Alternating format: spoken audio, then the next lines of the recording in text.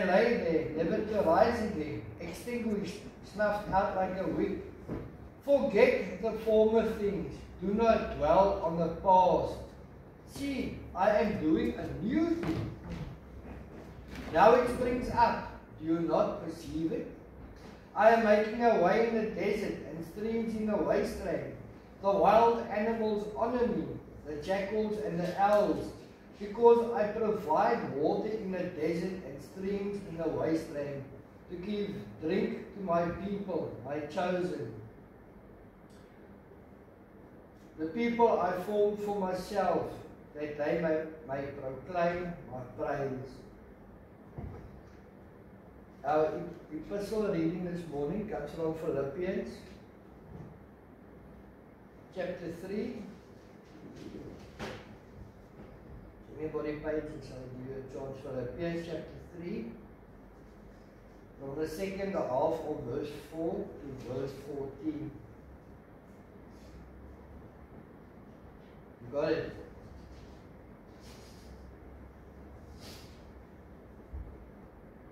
If anyone else thinks he has reasons to put confidence in the flesh, I have more.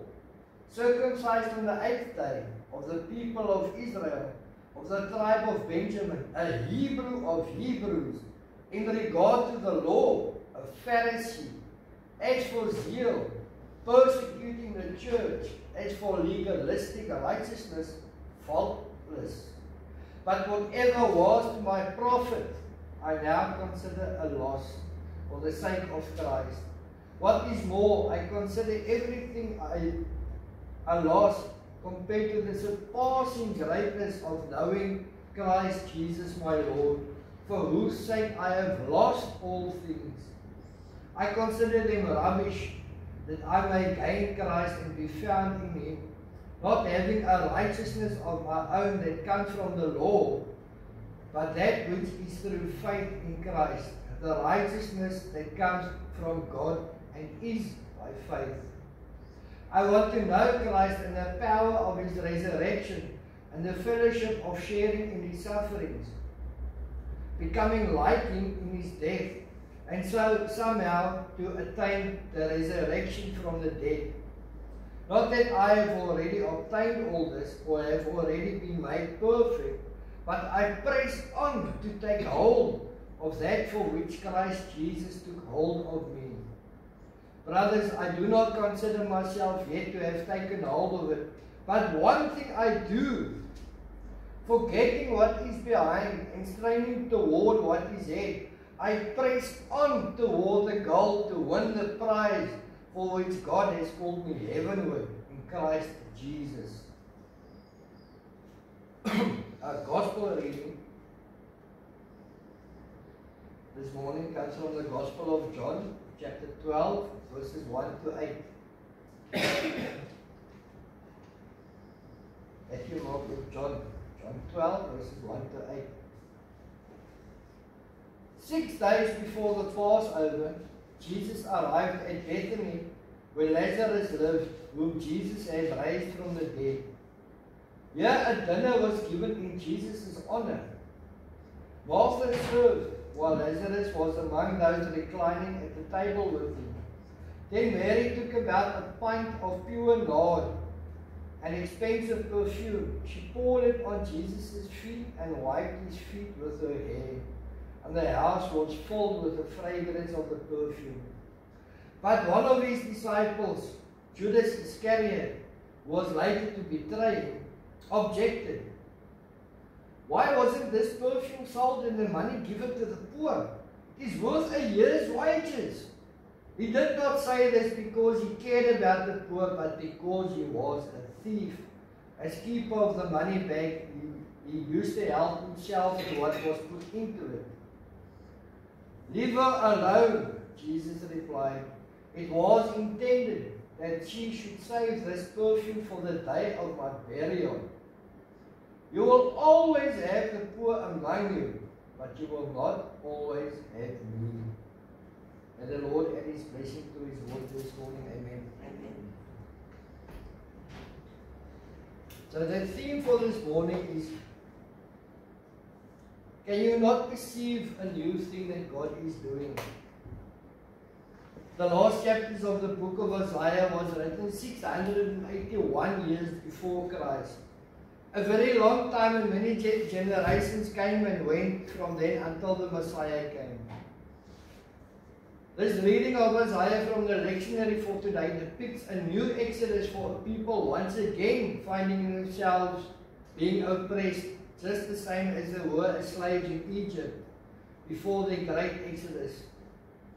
Verses 16 to 17 remind them and the reader of how great the exodus really was and how mighty God's outstretched arm and his mighty hand was to save his people.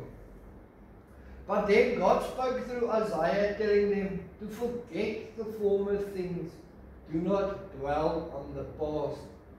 And how often the chosen people of God yearn for the pots of meat back in Egypt when they were traveling through the wilderness.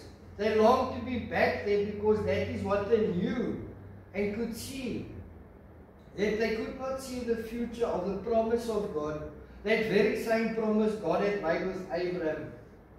Even so, let us not dwell on the past, but strive ahead with Christ Jesus to our eternal rest, a new promised land. See, I am doing a new thing. Now it springs up. Do you not perceive it? A new thing God had indeed brought about, but that was to come centuries later. Yet only very few had the same belief, such as Abraham and Isaiah. Isaiah had to believe in the words that God gave him to tell the people. Yet they carried on in their sins, discarding the law of Moses, ignoring the ways of God and their forefathers, all for the desires of the flesh and that which went with idolatry. That type of worship seemed more pleasant to them, because some of the idol worship, if you go and do some research, some of this idol worship required temple prostitutes, and we can only guess what happened during this type of idolatry.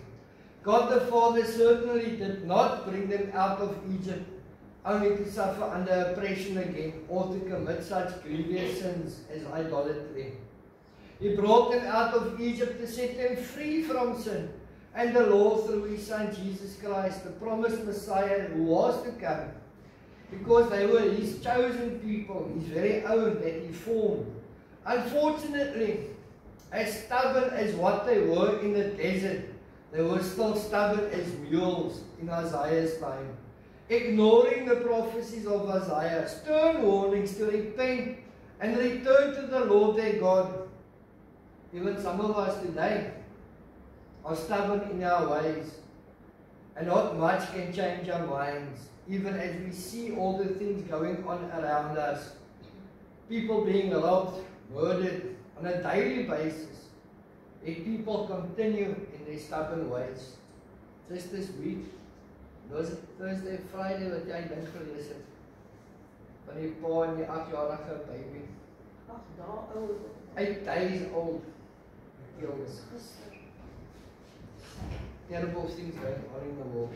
Open the eyes of your hearts and souls and see the new thing that God is doing before it is too late for you. God is making a way in the desert and streams in the wasteland. We are currently in such a place, in the desert where the word of God and worship is busy drying up. The word of God being removed from the places where it once was, such as schools. You can't read a Bible in school, but you can read it in prison.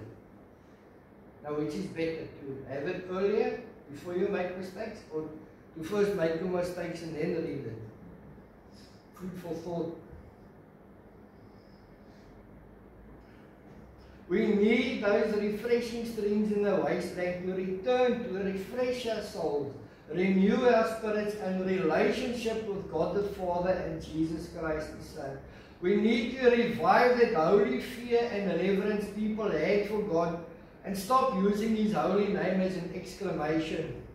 When we call out His holy name, we had better be speaking to Him. Or had we forgotten who created us? For He who created us can wipe us out too. The wild animals honor me, the jackals and the owls, because I provide water in the desert, in a place where the word of God was not freely given, only to a few select, not to the poor who could not afford the temple taxes. There was Jesus preaching among the poor, the sinners and the tax collectors, giving them water, refreshing the soul, giving hope to a hopeless people. And whenever I read about desert, wandering in the desert, these words of Jesus come to mind. And Jesus answered, everyone who drinks this water will be thirsty again, but whoever drinks the water I give them will never thirst. Indeed, the water I give them will become in them a spring of water welling up to eternal life. Once we come out of our desert of sins, this is what we will receive. Forgetting our former ways, just the same will God the Father no longer remember our transgressions, the slate white clean. The people I formed for myself, that they may proclaim my praise, said God to Isaiah. What happened in our day and age? Have we forgotten that God is still good to us and for us? Have we become ashamed to proclaim His praise wherever we are, whether at church, at home, at work, or in public? Let us be as bold and courageous as Isaiah was, and sing God's praises wherever and wherever we find ourselves. Paul warns those new to the faith to watch out for those dogs, those men who do evil, those mutilators of the flesh. That's just before verse 4. These men were the Judaizers who still believed that the Gentiles had to be circumcised in order to be saved. And seemingly Paul boasts about his heritage and achievements, for we all know what Paul was like before he became Paul. Here Paul is actually doing the opposite, showing that human achievements, no matter how seemingly great or impressive, cannot earn a person's salvation and eternal life with God. Yet Paul did have impressive credentials: upbringing, nationality, family background, inheritance, orthodoxy. However, his conversion to the faith in Christ was not based on what he had done in the past, but on God's grace alone. Paul did not depend on his deeds to please God, because even the most impressive credentials fall short of God's holy standards. Are we depending on Christian parents, church affiliation, or just being good to make us right with God? None of these can earn us salvation, because salvation only comes through faith in Christ Jesus. And immediately John 3:16 comes to mind. John 14, think about verse 6, also comes to mind, where Jesus said, I am the way and the truth and the life. No one comes to the Father except through me. And we all know John 3:16, for God so loved the world that He gave us His only begotten Son, so that whoever believes in Him shall not perish but have eternal life. Only faith in Christ can earn us salvation. Paul spoke of persecuting the church. This he did in fact do when he was still Saul. He was agreeing with the leaders of the religious establishment that Christianity was heretical and blasphemous, because Jesus did not meet the expectations of what the Messiah would be like. Saul assumed that Jesus' claims were false and therefore wicked. He also viewed Christianity as a political menace, because it threatened to disrupt the fragile harmony between the Jews and the Roman government. But now that Saul was converted to Christianity, then it was known as the Way, and firmly believed in Christ, he considers all and everything he had done and achieved in his life, which he refers to as profit, and now considers as loss for the sake of Christ. Paul was actually showing the people to be careful of considering past achievements so important that they get in the way of our relationship with God. All that Paul had done in the past, he came to realize it was a loss. compared with the greatness of Jesus. To know Jesus is to love Jesus. And we learn how to love Jesus. And that same love of Christ will be reciprocated to us. A person's relationship with Jesus is more important than anything else. Or so it should and must be. To know Jesus should be our ultimate goal, as the birth pains of the second coming are ever increasing. How will we ever know the difference between the Christ and the Antichrist if we do not know Jesus? Do we place anything above our relationship with Christ Jesus? If our priorities are in the wrong order, how will you reorder them to get to know Jesus? No amount of law-keeping, self-improvement, discipline or religious effort can make us right with God, because righteousness comes only from God. We are made righteous by trusting and believing, having utmost faith in Jesus Christ. Jesus exchanges our sin and shortcomings for His complete righteousness. Paul wrote in 2 Corinthians 5:21, God made Him who had no sin to be sin for us, so that in Him we might become the righteousness of God. Paul gave up everything in order to know Christ and His resurrection power. We also have access to this knowledge and this power, but we may have to make sacrifices to enjoy it fully. What are we willing to give up in order to know Christ? A busy schedule to set aside a few minutes for prayer and Bible study? Some of your plans or pleasures? Whatever you decide to give up, knowing Christ is more than worth a sacrifice. When we are united with Christ Jesus by trusting in Him, we experience the power that raised Him from the dead. That same mighty power will help us live morally renewed and regenerated lives. And while I was busy preparing that verse in Psalm 91 that the devil quoted to Jesus and his temptations in the desert, I think that verse reads, God will send an angel concerning you so that you won't bump your foot on a stone. He will lift you up.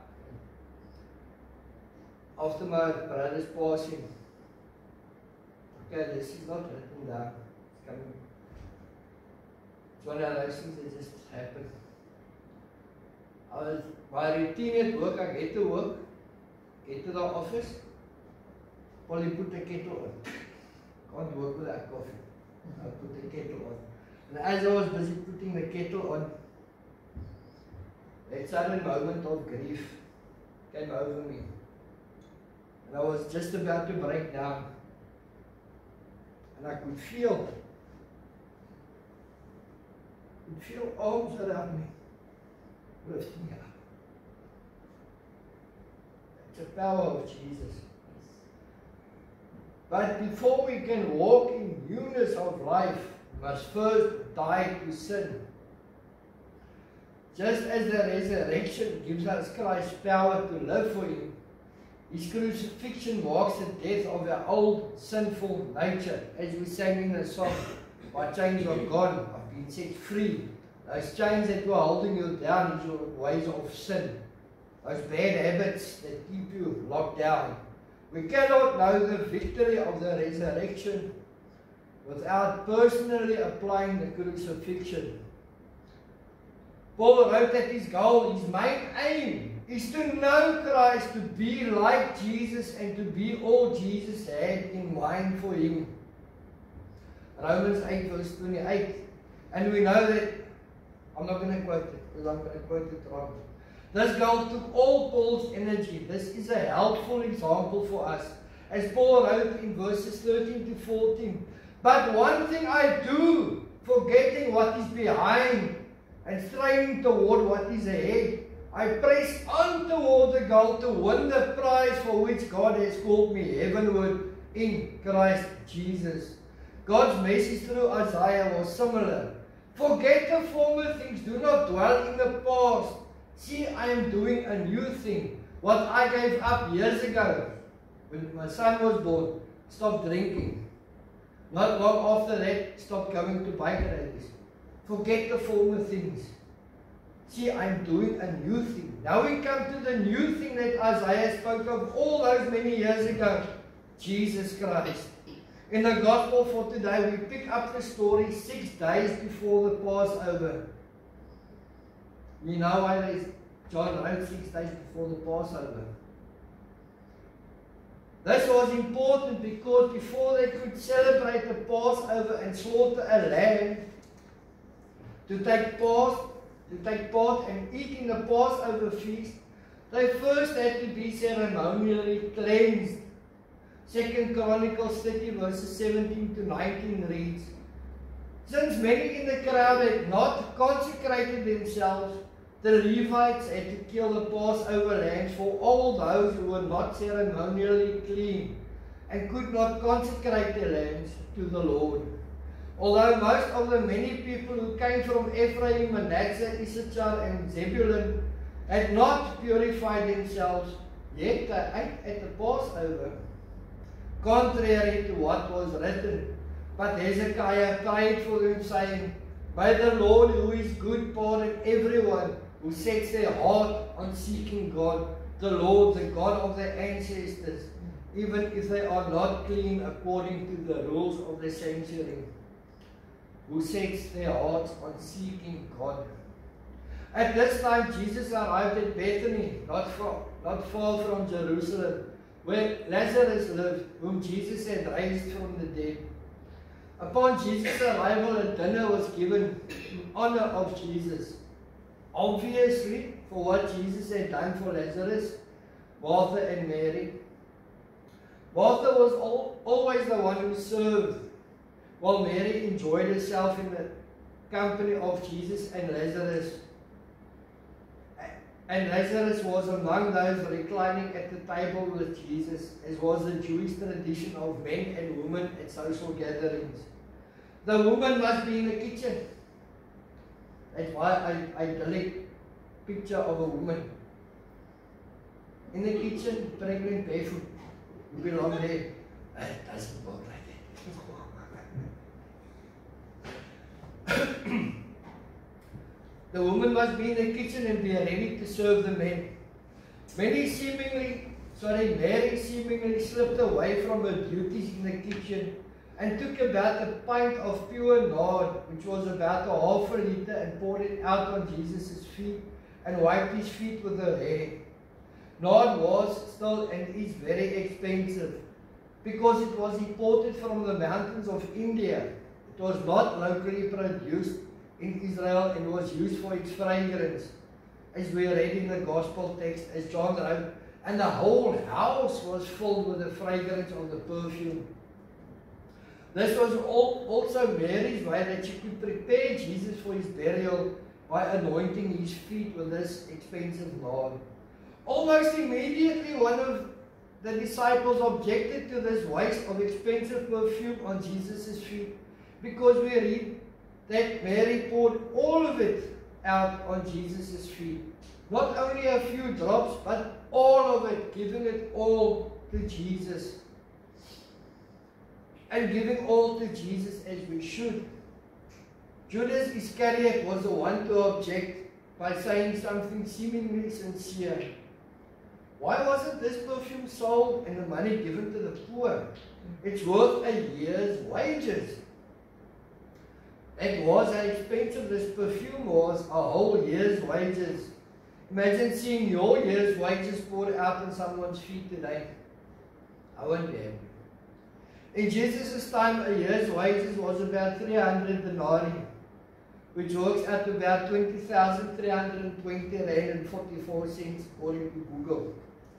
But who will spend that much money on perfume? But it is not all about the money or what earthly things might be worth. There is no eternal value in such things. John tells us what Judas' motive was for saying what he had said. He did not say this because he cared about the poor, but because he was a thief. As keeper of the money bag, he used to help himself to what was put into it, wrote John. This would have been evident as when the other disciples might have wanted to use some of the money to help somebody else. The money in the money bag, it might have come up short. Judas would often dip into the money bag, into the disciples' money bag for his own use.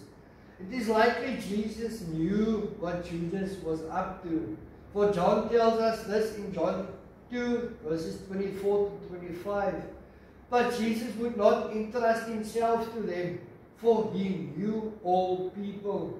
He did not need any testimony about mankind, for he knew what was in each person. Jesus knows what is in everybody's heart. No matter how pious our words or actions might be, Jesus knows the absolute truth. The same Jesus knew that it would be Judas Iscariot that would betray him. John 6 verse 64 reads, Yet there are some of you who do not believe, for Jesus had known from the beginning which of them did not believe and who would betray him. Likewise, when we choose the path of sin, falling into whatever temptation the devil puts before us, God knows about it, but He may not immediately do anything to stop us. Yet this does not mean that God approves of our actions. God gives us an opportunity to plead guilty before sentencing, to come to His Son Jesus Christ and admit that we have done wrong and need forgiveness. At the end, if we do not, we will get what we so richly deserve for what we have done. Judas tried to use a pious phrase to hide his ulterior motives, but Jesus knew what was in his heart. Judas's life had become a lie, and the devil was busy entering him. As we will read in John 13, verse 26 to 27, Jesus answered, It is the one to whom I will give this piece of bread when I have dipped it in the dish. Then dipping the piece of bread, he gave it to Judas, the son of Simon Iscariot. As soon as Judas took the bread, Satan entered him. You see, Jesus knows the heart of man, and Jesus' knowledge of us should make us want to keep our actions consistent with our words, because we have nothing to fear with Him. We should have nothing to hide, even if we could hide from God, like poor Jonah. Jonah couldn't hide from God or run away. Leave her alone, Jesus replied. It was intended that she should save this perfume for the day of her burial. You will always have the poor among you, but you will not always have me. This act of Mary and Jesus' response to it does not teach us to ignore the poor so that we can spend money extravagantly for Christ, because the poor will always be among us. We can help them at any time and every time. This act of Mary was a unique act for a specific occasion, an anointing that anticipated Jesus' burial and a public declaration of faith in Him as the Messiah. Jesus' response to Judas should have taught him a valuable lesson about the worth of money. For as the Gospel of Matthew tells us, do not store up for yourselves treasures on earth where moths and vermin destroy, and where thieves break in and steal, but store up for yourselves treasures in heaven, where moths and vermin do not destroy, and where thieves do not break in and steal. For where your treasure is, there your heart will be also. Unfortunately, we can clearly see where Judas' heart and treasure were stored up, because he did not take heed of Jesus' words. And we all know, or should know by now, that Judas sold his master's life for 30 pieces of silver. So in conclusion, God said to Isaiah, forget the former things, do not dwell on the past. See, I am doing a new thing. Now it springs up. Do you not perceive it? Forget the past and the former things of the past. We can no longer move forward in the same manner. Isaiah could have been speaking of animal sacrifices for the forgiveness of sins. Yet the blood of goats, heifers, and lambs were never enough to calm the wrath of God. Only the blood of Jesus would be enough to satisfy the anger of God for our sins. No amount of good deeds or earthly human achievement are enough, as what Paul eventually realized in his life on earth. For he wrote, "But whatever were gains to me, I now consider loss for the sake of Christ. What is more, I consider everything a loss because of the surpassing worth of knowing Christ Jesus my Lord, for whose sake I have lost all things. I consider them garbage, that I may gain Christ and be found in him, not having a righteousness of my own that comes from the law, but that which is through faith in Christ, the righteousness that comes from God on the basis of faith. But one thing I do, forgetting what is behind and straining toward what is ahead, I press on toward the goal to win the prize for which God has called me heavenward in Christ Jesus." And sometimes trying to live a perfect Christian life can be so difficult that it leaves us drained and discouraged. We may feel so far from perfect that we think we can never please God with our lives. Paul used the word perfect to mean mature or complete, not lawless in every detail. Those of us who are mature should press on in the power of the Holy Spirit, knowing that Christ will reveal and fill in any discrepancy between what we are and what we should be. Christ's provision is no excuse for lagging devotion, but it provides relief and assurance for those who feel driven.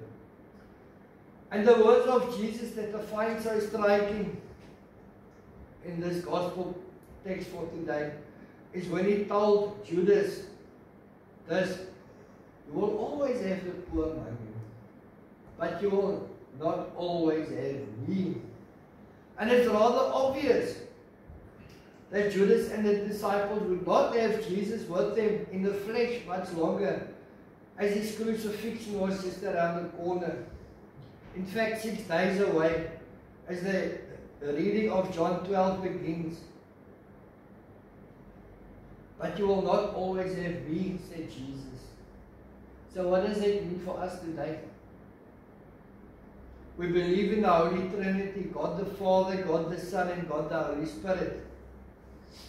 We believe that God is omnipresent, omniscient, and omnipotent, right?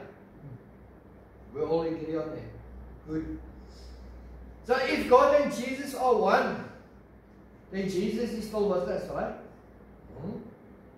That very moment we fall into temptation and the sin becomes full grown, which leads to death, Jesus steps away from us.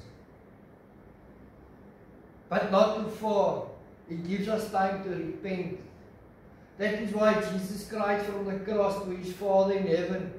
About 3 in the afternoon, Jesus cried out in a loud voice, "Eli, Eli, lema sabachthani," which means, my God, why have you forsaken me?" That's in Matthew 27, verse 46. It was because Jesus took all the sin of the world upon himself that Jesus felt forsaken at that moment, because God cannot stand sin. The moment we sin, we put on those dirty, filthy robes we were once dressed in, impure and defiled, unacceptable to the Lord. Then we forget about all the work of Christ. We turn all... Sorry, I lost my place. Then we forget all the work that Christ Jesus did so that we can be forgiven. We turn all the work of Christ to naught, zero, as if it were nothing. All that suffering, trials in the morning hours, being whipped 39 times with a cat o' nine tails. We forget all the pain and suffering because I wasn't there, I didn't see it. But I'm not at home now. Nobody's looking, so I can sin quickly. Doesn't work like that. The moment you sin, Jesus departs you. You separate yourself from Christ. Almost as if we are crucifying Jesus all over again by sinning and then trying to hide our sins as if we could hide it. When we do repent, we will sing for joy when we are forgiven and know that we are forgiven. As the psalmist wrote in the psalm for today, restore our fortunes, Lord, like streams in the Negev. Those who sow with tears will reap with songs of joy. Those who go out weeping, carrying seed to sow, will return with songs of joy, carrying sheaves with them. The Lord Jesus will forgive us our sin, for it is His very nature to forgive and forget, and restore us to be found pure and blameless before the Lord our God. For the new thing Isaiah was actually speaking about, all of us. The new thing, we forget past, do not dwell on it. Look toward the future, for Christ is making a new thing within us. Each and every Christian person that comes to Jesus, admits he has sinned, confesses his sin, repents, leaves his ways, forgets his former ways, and becomes new in Christ through the resurrection power of Christ Jesus, then you are a new thing. The text for today was speaking about. Amen. Sing with the King who is coming to reign. You must hear this one in John Street. On the pen can't stop playing the ball in that direction. All say the benediction together. And now, may the grace of our Lord Jesus Christ, the love of God, and the fellowship of the Holy Spirit be with us all, now and forevermore. Amen. Comes from Isaiah chapter 43, verses 16 to 21. This is what the Lord says. He who made a way through the sea, a path through the mighty waters, who drew out the chariots and horses, the army and